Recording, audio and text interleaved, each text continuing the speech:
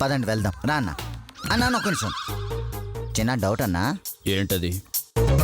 1+1 offer ఉన్నట్టు ఒక murder చేస్తే ఇంకో మర్డర్ ఫ్రీగా చేసి పెడతావా అన్నా?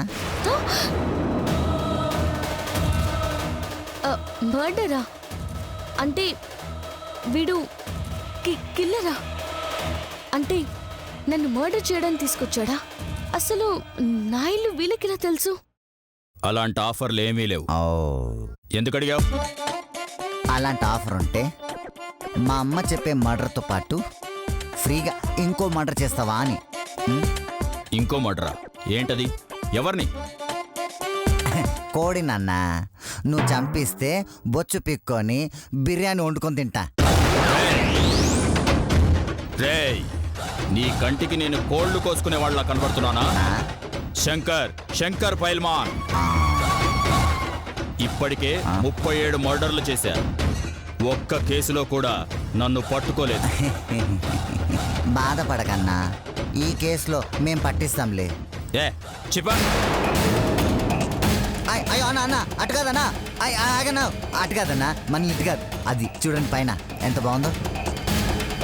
పద.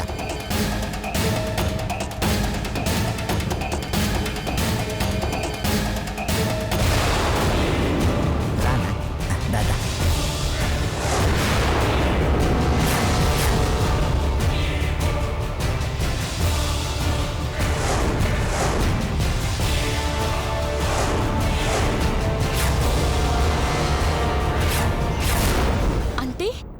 అనసూయాదేవి నేనుండే ఇంట్లోనే ఉంటుందా? పై పోర్షన్లోనే ఉంటుందా? పైనుంచే అంటే పైనున్న వాళ్ళు ముస్లిమ్స్ కాదు.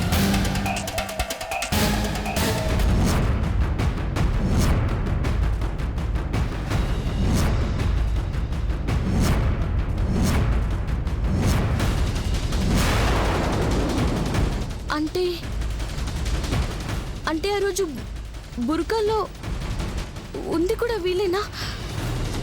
ఏమో, ఒకసారి చూసి కన్ఫర్మ్ చేసుకోవాలి.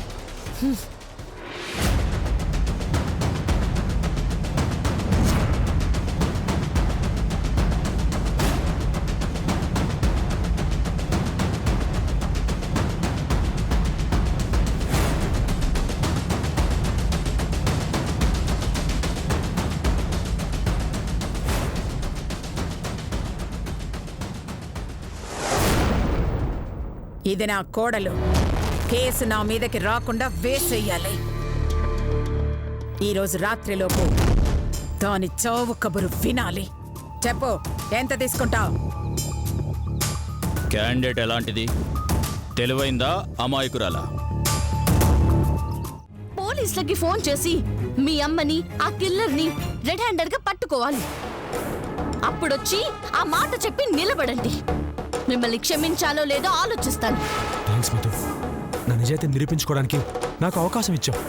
చాలా థ్యాంక్స్. ఇప్పుడే వెళ్తాను, మా అమ్మ నిలదీస్తాను. ఎందుకు ఇలా చేశాను అడుగుతాను. కాదు కూడదు అంటే మా అమ్మ నేనే పోలీసులకి పట్టిస్తాను. అప్పుడొచ్చి నా మొహం నీకు చూపిస్తాను. వస్తాను.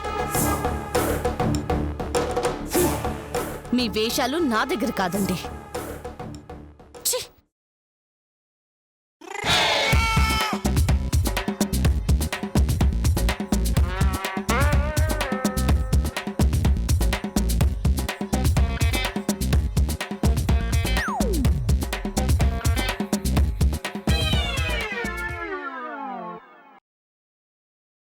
అంటే నువ్వు మా ఇంటి కిందే ఉంటున్నావా? భలే దొరికావే. 4 రోజుల నుంచి మా అమ్మ ట్రై చేస్తున్నా, నిన్ను మా అమ్మ పట్టుకోలేకపోయింది. కానీ నేను 10 మాటలు చెప్పి 10 నిమిషాల్లో నీ అడ్రస్ పట్టేశా. ఇంకా చేతికి మట్టంటకుండా నేను లేపేస్తానే.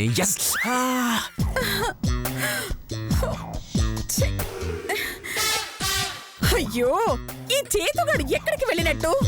అసలు వస్తాడా లేక దాంతో పాటు వెళ్ళిపోయి ఉంటాడా? అమ్మా, నాకు తెలిసి వాడు వెళ్ళిపోయి ఉంటాడమ్మా. అంటే ఈ అమ్మని వాడు మర్చిపోయి ఉంటాడా? ఈ అమ్మ అవసరం వాడు లేదనుకున్నాడా? చాలే ఊరుకోండి అత్తయ్య గారు. ఊరికే అమ్మ అమ్మ అమ్మ అని ఒకటే నస. ఏ దేశంలో మీరు ఒక్కరే అమ్మ, చేయితో ఒక్కడే కొడుక. నీ మొహం చూసి చూసి విరక్తి చెందుంటాడు. దాంతో పెళ్ళం ముద్దొచ్చుంటుంది. ఇదే సందనుకుని మధు ముందు మారిపోయినట్టు బిల్డప్ ఇచ్చి జంప్ అయిపోయి ఉంటాడు. చంపుతాం. వాడు నా కొడుకే. ఎక్కడికి వెళ్ళినా వాడు నా దగ్గరికి తిరిగి వస్తాడు. అప్పటిదాకా మీరు ఉండాలి కదా. అంటే నేను పోతాననా? నిన్ను అంటే దీని ఉద్దేశం అమ్మా ఇదే ఇంట్లో ఉండాలి కదా అని. అంత సినిమా లేదురా. ఇంకా సేపట్లో వస్తాడు చూడండి. రాకపోతే తలుపులు పగలగొట్టేస్తా. హ?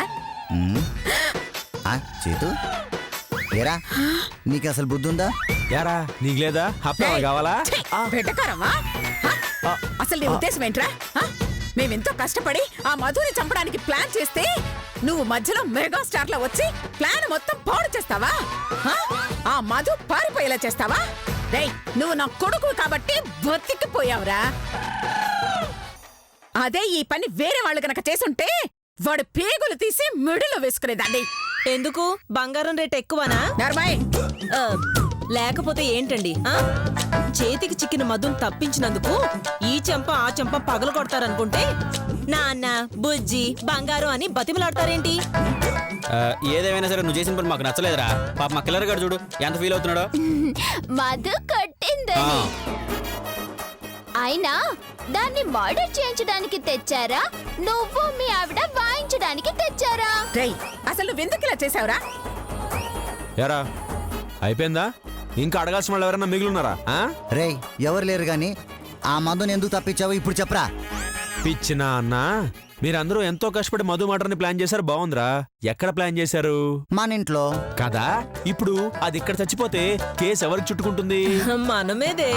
అప్పుడు పోలీసులు వచ్చి ఎవరిని పట్టుకెళ్తారు? మనల్ని.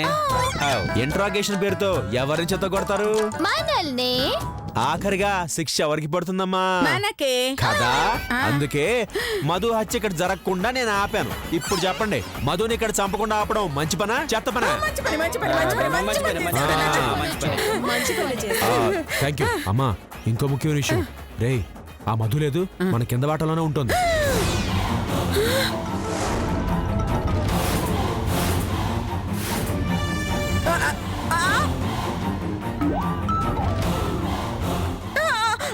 మధుమతి కింద పోర్షన్ లో ఉందా?